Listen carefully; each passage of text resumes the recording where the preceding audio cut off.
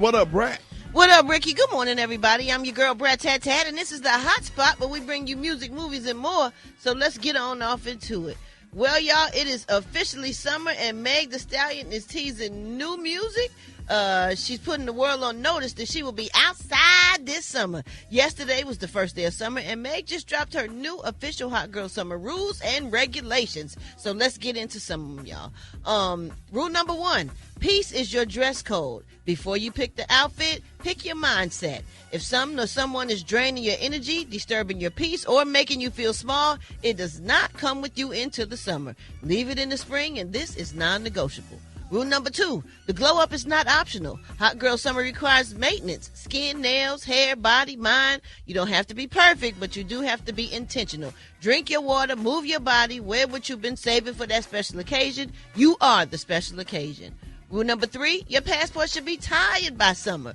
The location doesn't matter as long as you're outside and dressed for it. Number 4, the group chat must be activated. You cannot have a Hot Girl Summer alone. The squad is mandatory. And rule number 5, no explaining yourself. Hot girls do not owe anyone a reason. You said no, that's a full sentence. You left early, no explanation needed. You didn't text back, you were busy living. So those are some of the Hot Girl rules, and I kind of like them rules. What y'all think? Oh, sound like she have a pamphlet, too. You stupid, Gary. All right, y'all, last but not least, T.I. is dropping his 12th final studio album, Kill the King, this Friday. The 15-track project reportedly marks his retirement from music and will feature collaborations with artists like Dr. Dre, Usher, T-Pain, Edison .Paak, Lil Wayne, Jeezy, 2 Chainz, Summer Walker, Pharrell and NBA Youngboy.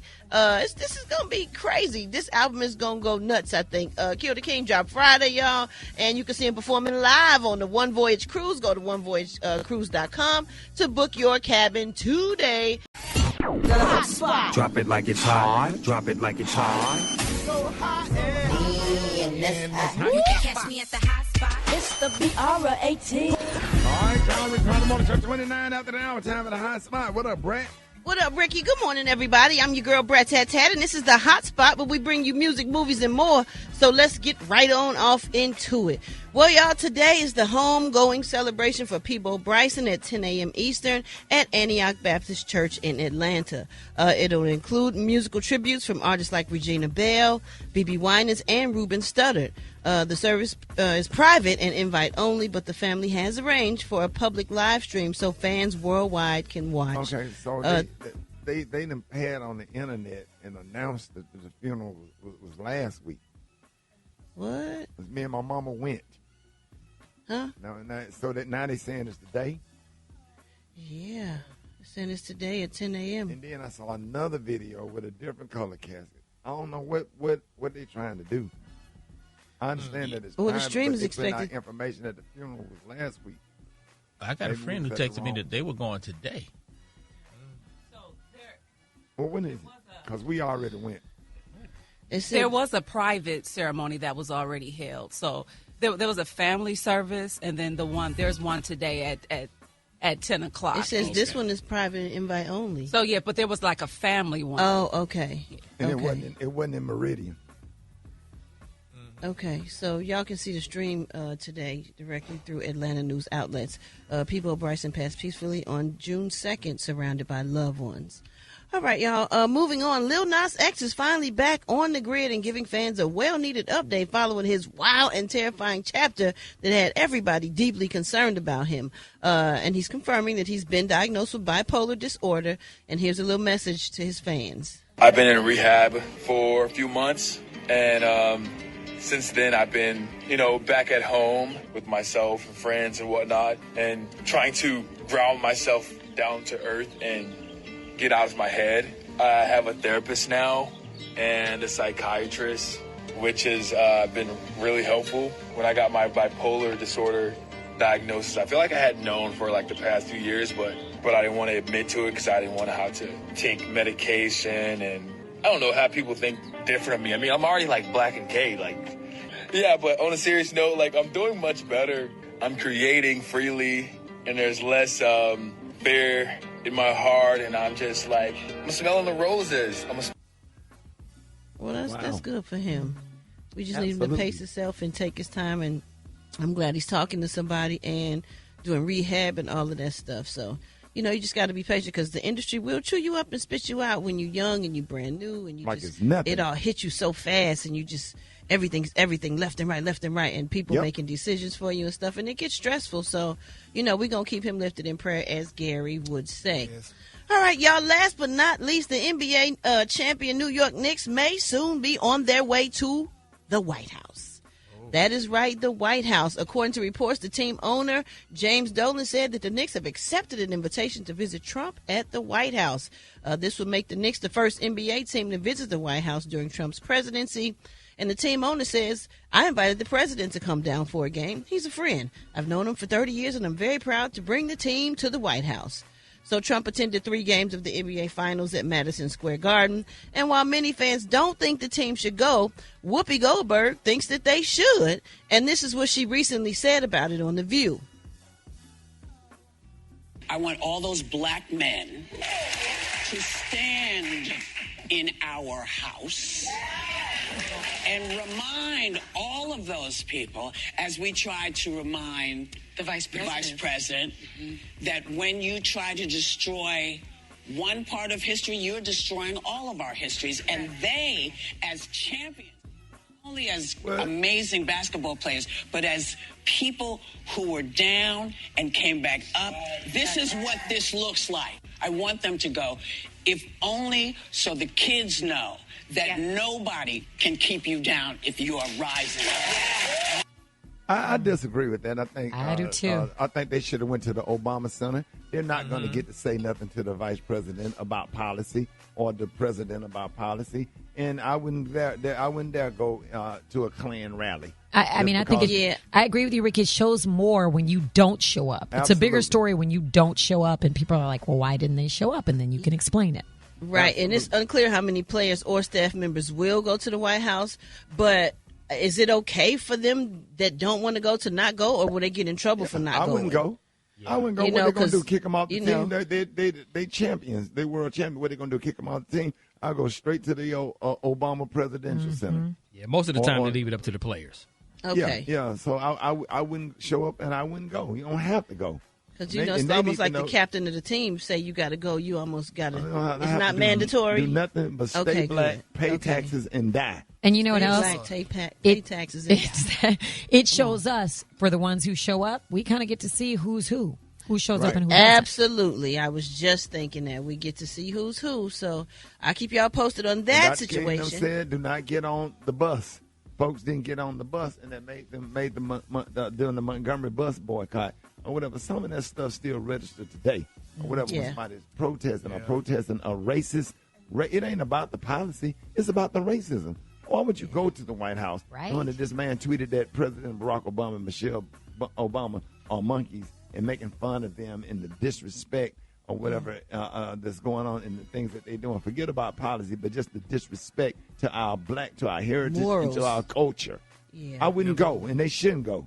And a lot of those guys, if they don't go, their girlfriend's going to probably break up with them, so that's going to be a bad look. And damn these racists. Damn them. Oh, my goodness. All right, y'all, if you miss any part of the show, make sure you check it out on the Rickey Smiley Morning Show podcast, available wherever you get your podcast. And you can follow me on my social media at Brat. Coming up next, y'all, we got the White Stone with the praise mix down, because this world sure do need a lot of prayer. That's right here on the Rickey Smiley Morning Show. The hot spot. Drop it like it's hot. Drop it like it's hot. So hot. And that's hot. You can catch me at the hot spot. It's the BR18. Good morning, everybody. I'm your girl, Brat, and this is the Hot Spot, but we bring you music, movies, and more, so let's get on off into it. Oh, man, y'all. Clive Davis. The legendary music mogul who launched the careers of icons like Whitney Houston, Aretha Franklin, Alicia Keys, and so many others, has passed away at the age of 94. His career spanned over 6 decades, and he earned multiple Grammy Awards. He was inducted into the Rock and Roll Hall of Fame as a non-performer. He shaped the sound of popular music and had a great ear for talent. He also founded Bad Boy Records along with Diddy. His cause of death is unclear, but there were concerns about his health just weeks ago when he was hospitalized in New York with an upper respiratory infection. He was discharged and returned home in good spirits.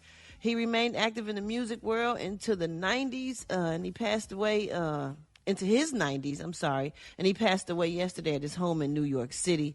Clive Davis passed away at the age of 94, y'all. 94, that's a good long life, y'all. Oh, yeah. You know, and he done a lot of wonderful things. May he rest in peace. I know the music industry is really rocked by this because he has done so many things for so many people. Like, Clive Davis was that dude. If you don't know anything about Clive Davis, you should look him up because he has a lot to do with our culture. Like, his parties, he brought people together that wouldn't normally come together. He had all the execs and all the artists. You wanted to be at a Clive Davis party because the performers, everybody respected him and loved him. So rest in peace to Clive Davis. Hopefully they do something great for him at the BET Awards because he absolutely positively deserves it. All right, y'all, moving on. T.I.'s final album, Kill the King, drops Friday. And doing a recent appearance on the Joe Budden podcast, when asked about doing a Versus challenge, Tip is no longer interested. And the internet was buzzing after he called the Versus challenges poor people's activity. Here's how it went down. I don't want to indulge in that side of life no more. I ain't even interested, bro. Like, ain't no money over there in that shit, bro. That shit poor people activity. Oh, hell no. T.I., man. I'm 45, bro. I'm 45. What I'm doing, going back and forth with a man, like, for what, bro? Like, why? To celebrate music. To celebrate music. I could do that talking about me. Why the I gotta be something now? To celebrate each other's music. All right, cool. If I find somebody that... And there might be some money in it. Well, then we could talk. Changed his mind. Yeah, I do believe Versus actually does pay. I mean, they might not have enough to pay him, but Versus absolutely paid. And yeah, you know what else? What else? You people start listening to you. They're like, oh, I remember that song. So they go back and download your songs. That's true. But you know, T.I. busy and he got a lot of stuff going on. He want to be part of no poor people's activity. Wait, though, Brat, who would you do a Versus with? I don't know. I've been asked that a long time, and then I think they wanted me to do one with Trina, and then I think they wanted me to do one with Eve. I don't know. I would rather us, like, all the ladies from Ladies Night get together, and then we just play our songs. Like, I don't like that they make it like it's a battle when somebody got to win or lose. Yeah, and I get the whole competition thing about it, but I prefer not to do that because I got timeless hits, and anybody else I would do it with would have timeless hits too. And I just think it should be celebrated and not like a competition. But people like that, so I just don't feel like it's for me. I don't know who I would go against that would match properly, for real. Right. After the clip went viral, y'all, Timbaland commented on the post saying, huh? But apparently Tip and Timbaland talked after the clip went viral, and then he posted a message to clear the air, and he said this. I've never did nothing but look up to Tim and Swiss, and, you know, I have the utmost respect for them and everything that they've accomplished and everything they've contributed to the culture. And it ain't never my intention and never my, you know, I ain't on that. Like, you know, trying to speak ill of my friends and the people that I respect. Bro, and don't get me wrong, I've gone on record saying can't nobody f with me, and I stand on that. When I say it's poor people activity, I'm saying it's activity that I don't want to, and that's, mind you, I was drinking. But that's just something that I don't want to waste my time, effort, and energy doing. That part. Yeah, I threw a couple back right there. Had a little drinky drink. And ain't nothing wrong with a little drinky drink, I must say. All right, y'all, if you missed any part of the show, you can check it out on the Rickey Smiley Morning Show podcast, available wherever you get your podcasts. And you can catch me on all my social media as So Brat. Why don't you hit us up for them wake-up calls at 8669-RICKEY. That's 8669-RICKEY. It's the Rickey Smiley Morning Show. Drop it like it's hot. Drop it like it's hot. So hot, and that's hot. You can catch me at the hot spot. It's the BR18. 29 after the hour. Time for the hot spot. What up, Brat? What up, Rickey? Good morning, everybody. I'm your girl, Brat, and this is the Hot Spot, but we bring you music, movies, and more. So let's get on off into it. Well, y'all, the Essence Festival of Culture is coming up July 3rd through the 6th in New Orleans. And Missy Elliott has been added to the lineup to do a special tribute to Aaliyah. Worked closely with Aaliyah throughout her career, and she agreed to do the tribute after getting the blessing to do it from Aaliyah's family. The tribute will take place on July 5th. Aaliyah performed at the first Essence Festival back in 1995, y'all, and the event was so successful that it became an annual celebration of culture. And 31 years later, Essence is teaming up with Missy Elliott to pay tribute back to baby girl Aaliyah. That is going to be amazing because I don't know if y'all know, but Missy wrote most of Aaliyah's songs, besides the few in the beginning of her career that R. Kelly wrote with her. But Missy Elliott and Timbaland and Static Major, he passed away. Rest in peace to him too. They wrote a lot, mostly the majority of Aaliyah's songs. So this is going to be good, and I can't wait to see who they have to do it and perform and sing the songs. It's going to be good. If Missy got something to do with it, it's going to be out of this world because she don't play when it comes to performances. She always do something crazy. Last time I remember, she was a transformer or something. She was the car, and she came out, and then she stood up, and it was the transformer pieces. It was amazing. She always do something crazy. Anyway, y'all, moving on. After almost 20 years, the movie Are They Gone Yet is officially in development, reuniting Ice Cube and Nia Long for the third installment of Are We There Yet comedy franchise. Now, the project brings back the fan favorite characters, Nick, which is Ice Cube's character, and Suzanne, Nia Long's character, as they navigate a new stage of family life that's being grandparents, y'all. The first two films grossed over $156 million worldwide, helping establish the franchise as a successful family comedy series. Its popularity led to the television adaptation with Terry Crews and Essex Atkins starring in the Are We There Yet sitcom, which aired for 3 seasons from 2010 to 2013. We don't have a release date yet for this new movie, but I am here to tell you that it is coming soon. And last but not least, Jay-Z has scored a legal win in the battle between him and attorney Tony Busby. According to court documents, a Texas judge has dismissed all claims against Roc Nation in lawsuits filed by 2 former Busby clients. The judge ruled that Texas courts do not have jurisdiction over the company. The original lawsuit was included, it was sexual assault allegations against Hove that were later withdrawn. Then the later lawsuits alleged that Roc Nation and Jay-Z's attorneys improperly targeted the women during the fallout from legal disputes involving both Diddy and Jay-Z. Jay-Z has denied all allegations against him and has accused Busby of pursuing false claims. However, it's important to note that the judge's ruling was based on jurisdiction and not the facts of the case, meaning the claims could potentially be filed again, y'all, in another court. We're going to wrap up the hot spot on that note because that was a whole lot right there. But for more information on these stories and more, you can go to RickeySmileyMorningShow.com. And if you missed any of the show, you can check it out on the Rickey Smiley Morning Show podcast and wherever you get your podcasts.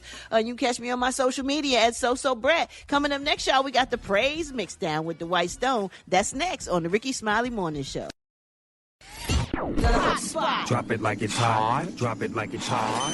So hot and that's hot. You can catch me at the hot spot. It's the Biara 18.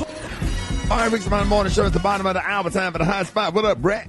What up, Rickey? Good morning, everybody. I'm your girl, Brat Tat Tat, and this is the hot spot, but we bring you music, movies, and more. So let's get on off into it. Well, y'all, DoorDash made a mistake and left T-Pain very confused. The delivery service repeatedly tagged T-Pain in several social media posts during a recent, is it FIFA or FIFA? FIFA. During a recent FIFA World Cup match between New Zealand and Egypt, DoorDash thought they were tagging the New Zealand soccer team, soccer star Tim Payne.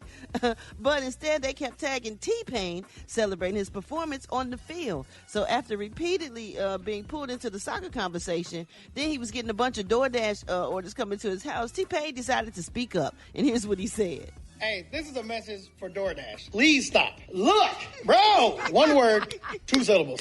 Stop. You know what? Let me go through some of this stuff. Training, soccer ball, white, royal. Where's that even at? Why is he ordering this stuff? What? Actually, you might not get this back. Hey, I'm keeping this. I can do stuff with this, actually. This might be Let me go through this. Okay, this is actual food. What are you doing? What are you ordering, my guy? How is this still coming to my address? I don't know what this is. It's like New Zealand stuff. He's not getting this back. He's not getting this back. Tim Tam Slams? It's over. Tim Tam Slams on my budget? I love him so much. What is Tim Tam Slams? No idea. What is that? I think it's like a little chocolate cookie candy bar thing from like Australia. Okay, Lord. What would y'all do if all that stuff was coming to y'all door? Would you keep it? Would you give it away? Would you call DoorDash? What would Put you it do? in the deep freezer and save it. Wow. You wouldn't say nothing, huh? You got the right one. Yeah. We wouldn't say anything. All right, y'all, moving on. Check this out. So, while at the Cannes Film Festival, Lions Festival, Oprah recalled an incident from Whitney Houston's final appearance on the Oprah Winfrey Show, right? So, here's what she said happened. I had such trust from the Oprah Show audience that Whitney did, I think it was her last show with us, and she had gone back on drugs. The first interview I did with her when we'd gone behind stage and I asked her about her intention, she was clean. But the day she came to my show then to perform in front of the audience, she was not. And she fell off of the stage. And I knew that if that story got out that she'd fallen off of the stage, that she would be destroyed by that. And so even though the audience was there and the audience had cameras, I begged them not to put those pictures out because it would ruin her life. And they did not. Wow. Yeah. Well, Whitney's estate I'm glad she did that. Yeah, I'm glad she did that too, but Whitney's estate is not really feeling what she had to say. They released a statement acknowledging that Whitney did fall, but said it happened during the sound check because the stage area was dark and unfamiliar, not because she was under the influence. The estate said it is inaccurate, and unfair to connect every moment of Whitney's life to her past struggles with addiction, emphasizing that she was a dedicated professional. And all of this has sparked a debate online, y'all, of course, with fans discussing whether the story should have even been shared publicly. So I'm sitting up there now I'm just sitting there thinking about, like, did she have to? Why did she tell it? Why did she tell it? I'm thinking the same thing. But you know what? Were they talking about Whitney? Or was it what? I don't know. What happened?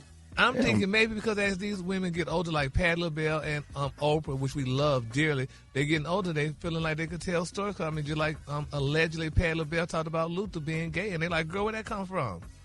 You know, so people. Yeah, don't nobody be wanting to hear that stuff. I mean, if you're gonna tell the stuff, tell the the good part. I don't tell nothing. The positive things. Yeah.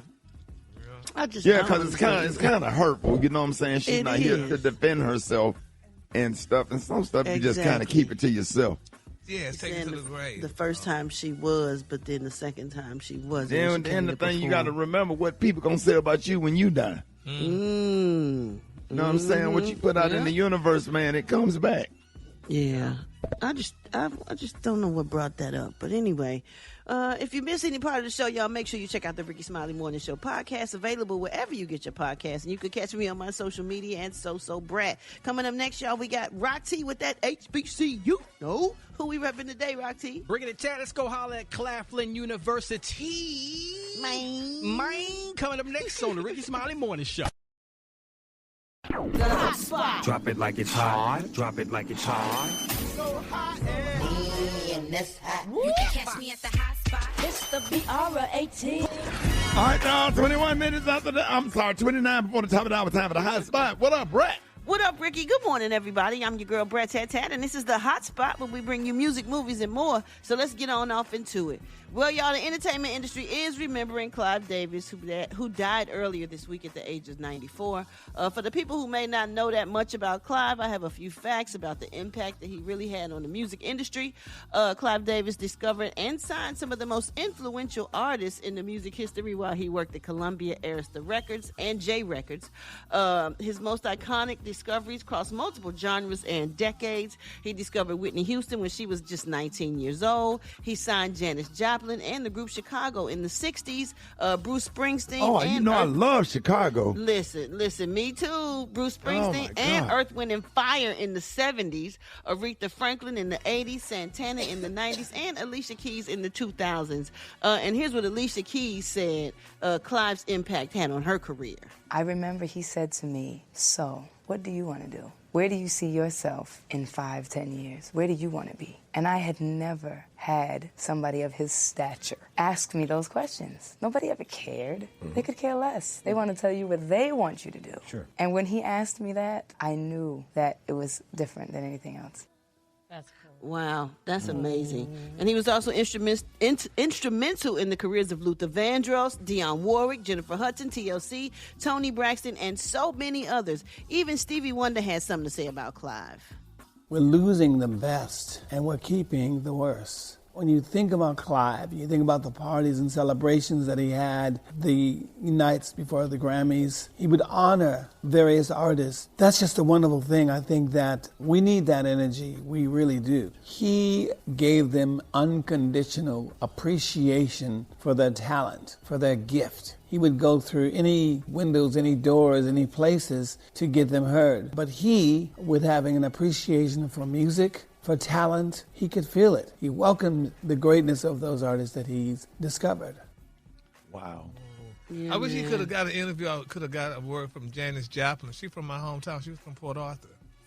Yeah, man, loved her. Well, the BET Awards is coming up this weekend, and Jermaine Dupri wants them to do a special tribute, and here's what he had to say about that. I pray that this weekend, the BET Awards, they go back in and y'all do something special for Clive Davis, because Clive Davis really put black music in the forefront, and he really did this shit different than any other white executive that I've ever seen. Like, he really understood what black music meant to the world and what black music meant to the music business. So I just pray that on the BET Awards that we do something big for Clive as we let him rest in peace. Wow. Oh, that'd be good. Maybe they're listening to talk. Yeah, I'm sure they would, though. What'd you say? I said I'm sure they will. Yeah, I'm sure they'll do something special with him. Hopefully they hadn't programmed it. You know how they might finish the show already and it'd be too late to go back in and do stuff. Hopefully they were able to do something with a nice dedication to him. All right, y'all, if you missed any part of the show, you can make sure you check out the Rickey Smiley Morning Show podcast, available wherever you get your podcast. And you can check me out on my social media at Brat. Coming up next, y'all, we got Dwight Stone with that praise mix down. That's right here on the Rickey Smiley Morning Show. Drop it like it's hot. Drop it like it's hot. So hot and that's hot. You can catch me at the hot spot. It's the BR18. All right, 29 before the top of the hour. Time for the hot spot. What up, Brat? What up, Rickey? Good morning, everybody. I'm your girl, Brat, and this is the hot spot where we bring you music, movies, and more. So let's get on off into it. Well, y'all, prayers up for Money Long, because she was recently on Good Morning America giving an update on her health. She says that about midway through her tour, she secretly underwent a life-saving double lung transplant last December after doctors diagnosed her with severe pneumonia that gave her just 1 week to live. Oh my God, I didn't know that. Here's what she had to say. The road is tough, like even when you are healthy, and I should have never taken that tour, but there was so much going on in my life where I had to do it. Mm-hmm. And about midway through, we're up in like the Northeast, it's really cold, and with autoimmune, like the cold is not your friend. And so I got really sick. I got pneumonia. So I knew for a really long time that something was wrong. Every day I'm like spitting in cups and coughing all the time and trying to take all these medicines to just get through the day. But then all the doctors came in, it was like 6 people, and they're all like, you need a transplant. And I'm like, well, it sounds like you guys have a time. Like, how long do I have to live? And they go, a week. But they're kind of like, hey, this is not a joke. You need to make a choice. You can either go to hospice or you can get these lungs. Wow. Jesus. Like, I promise, like, you never know what somebody is going through. Like, right. She never looked like she was sick like that, especially when she was on the Brandy and Monica tour. Like, it didn't seem like anything was wrong with her. So let's just keep her lifted in prayer. Like, that is a lot for the doctor to tell you got a week to live. You're like, well, excuse me, huh? Like, what? That's a lot. Like, that is a lot. I mean, oh my goodness. So let's just keep her lifted in prayer, y'all. Okay, moving on, y'all. During a recent appearance on Club Shay Shay, Kurt Franklin shouted out an R&B singer-producer that he thinks the world slept on. And check this out, and then we're going to see if we agree. And I'm going to tell you who I think that we slept on, that he should have been the name that really dominated the conversation of 90s black pop music. Devontae from Jodeci. You remember the sound that Jodeci brought in? Because they were church boys. Devontae's production. If you listen to those Jodeci records, his production, it was like Devontae, I think, is a name that we miss and forget when it comes to popular black music. I love his Yeah, enthusiasm. I didn't know that. He's like, Devontae. No. He was so excited about it. Yeah, I mean, yeah, we did love the Jodeci Yeah. music, though. I don't know if we paid that much attention to. We just loved the music overall. We didn't really point out like, "Ooh, Devontae did it." I guess we kind of looked at him like he was just in the group. We knew he was the producer, but yeah, I mean, he right, I guess. I mean, I heard the stories that he was kind of like the Teddy Riley for that group. Like he did most of the production and writing. absolutely, yeah. But did he ever produce for other people, or did he just produce for Jodeci? Because like Teddy and Jimmy Jam, they produced for so many different people where you was familiar with the sound. Did Devontae do? What else did he do? Do y'all know of anything? We got to check in with Factual Alfredas. I don't know, actually. What? Factual Alfredas don't know? Wow. As you can see, I'm typing so fast. Typing so fast. Gary, she done got on crack. She sure did on something. Wait a minute. That's not her genre. Wait a minute. Come on. Just like that, she on crack. Crack. Black people, anything that you ain't on point yet, they done got on crack. Ricky. You know what?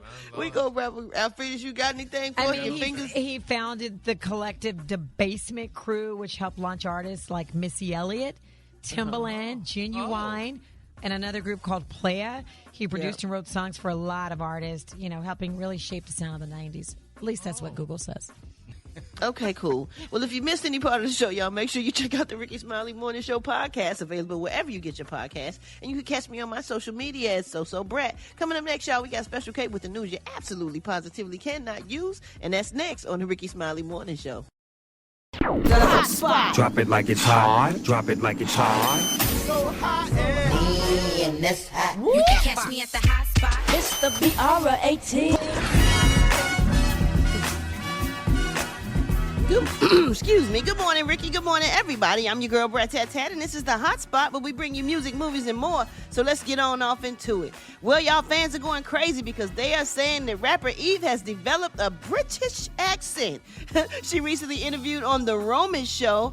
As many of us know, she was born in Philly and spent the majority of her life in America, but she's been living in England for the past 12 years where she's developed an accent. Now, if you don't remember, she married her husband, Maximilian Cooper, who's a British entrepreneur, in June of 2015.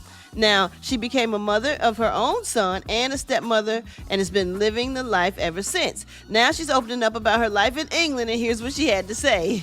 Now, you live over here now? I do, yeah. I've been here almost 12 years. 12 years? Yeah. Do you love it? I love it. Do you actually for real love it? Do you really? More than I thought I would, yeah. I was like, when Max and I got married, I was kind of like 3 years tops, 3-4 years. And then what, you were going to basically, were you going to convince Max to move? Well, once the kids, because I have 4 bonus kids as well. And I was like, kids, that's so I good. got 4 bonus kids. So like, once they got older too, I was like, oh, well, we could probably live somewhere else.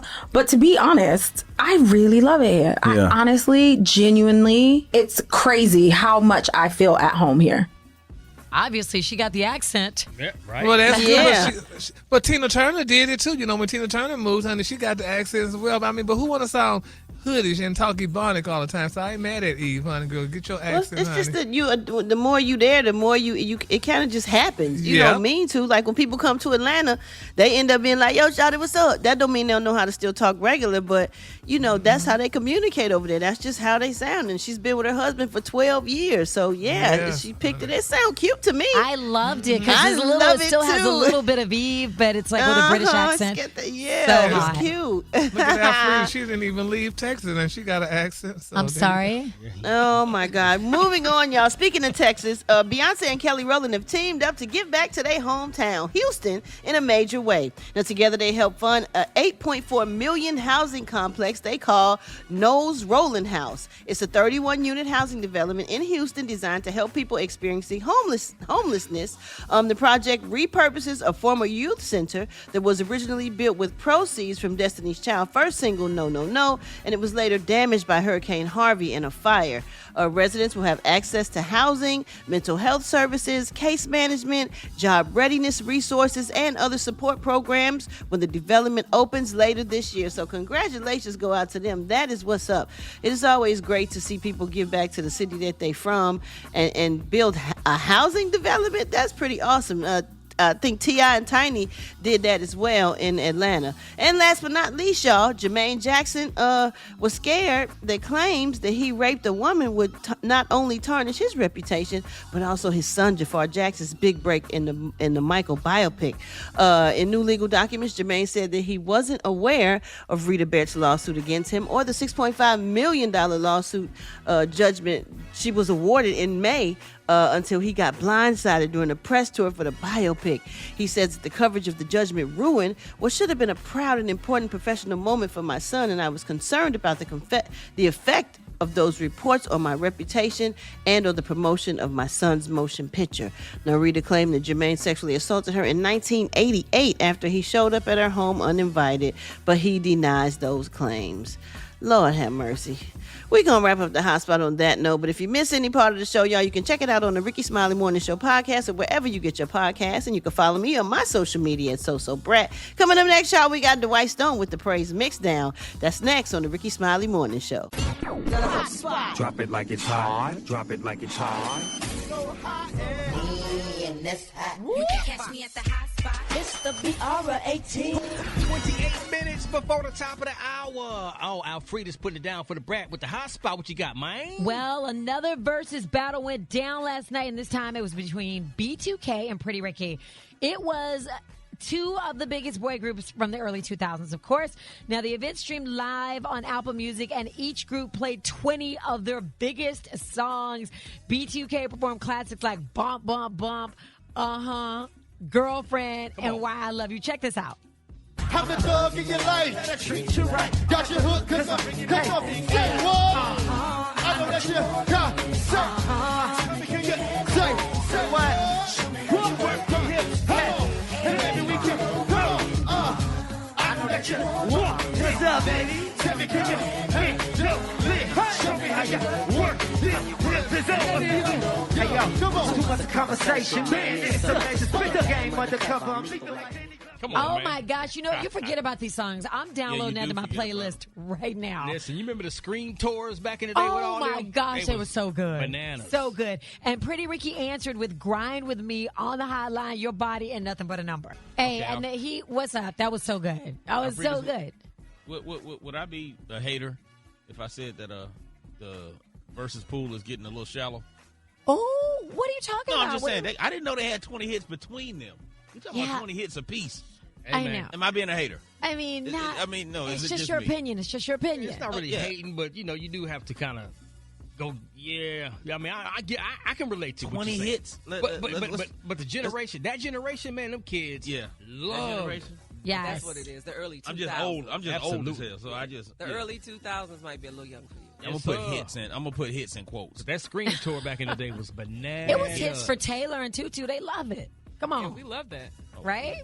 Okay, so if you missed any part of the show, make sure you check it out on the Rickey Smiley Morning Show podcast, available wherever you get your podcasts. You can follow me on social media at Georgia Alfredas. Coming up, Rock T got the HBC. You know it's coming up next right here on the Rickey Smiley Morning Show. Drop it like it's hot. Drop it like it's hot.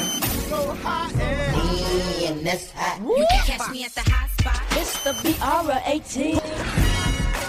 Good morning, bringing it tats. Good morning, Rock T. Good morning, everybody. I'm your girl, Brat Tat Tat, and this is the hot spot where we bring you music, movies, and more. So let's get on off into it. Oh, man, y'all, Lionel Richie scared his fans this past Wednesday night when he was forced to cut his opening night performance short after telling the crowd he felt a little dizzy. Now, Lionel Richie is 77 years old, and he was about to do an hour into his first concert date of his Sing a Song All Night Long tour joint with Earth, Wind, and Fire. Now, he was dressed in leather pants and a jacket and was visibly sweating throughout the whole night. They say he even sat down on the steps and on the stage in the middle was singing Dancing on the Ceiling. He told the audience, when you're feeling dizzy, sit your behind down. So he pushed through one more song while sitting at the grand piano as he sang Three Times a Lady, then announced that there would be an intermission. Well, y'all, his band took over for about 15 minutes before they eventually left the stage too, and about 35 minutes later, a saxophonist returned to say Lionel was not feeling well and he wouldn't be able to continue the show.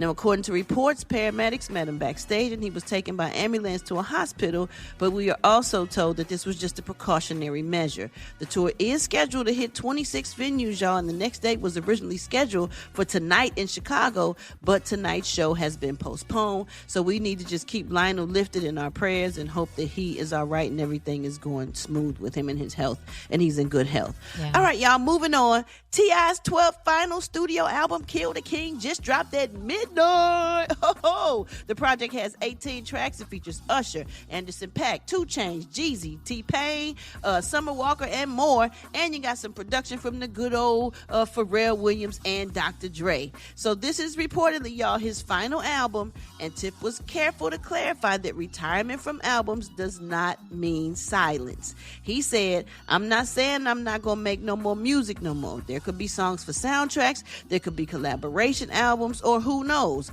I just want to focus my time on doing more film, television, real estate developments, and just other stuff. So, you know, I ain't mad at him for that. He want to do other things and he want to focus on those things. So, you know, that's not such a bad thing. Well, last but not least, y'all, Shannon Sharp, Joe Johnson, and Chad Ochocinco recently had a debate on Nightcap about who the next Super Bowl performer should be. Well, they tossed around Chris Brown's name, Kanye West, Taylor Swift, NBA YoungBoy. Check this out, y'all. Chris Brown or Kanye? That's who you want to see in the Super Bowl? Yeah. And why not Drake? I'll take Drake too. I don't think they're gonna let Kanye. Yeah, not they. some of the things, not some of the things he's done. I don't think either one of them could. If Hov is in charge of it, If that's the case, then ain't gonna be no Drake then. there ain't gonna be no Kanye. Ain't gonna be no Kanye. Ain't gonna be no Chris Brown either. We had Bad Bunny. We done had every genre of music at a Super Bowl. Man, look, we had Usher. I mean, we'd had Beyonce twice. Oh, I know who they want. Who? She about to get married. Swifty. Taylor Yeah. Swift? She that big. What she need this for? Matter of fact, NBA YoungBoy. Boy, you know Hov ain't finna go with that. Hasn't Taylor Swift already done it?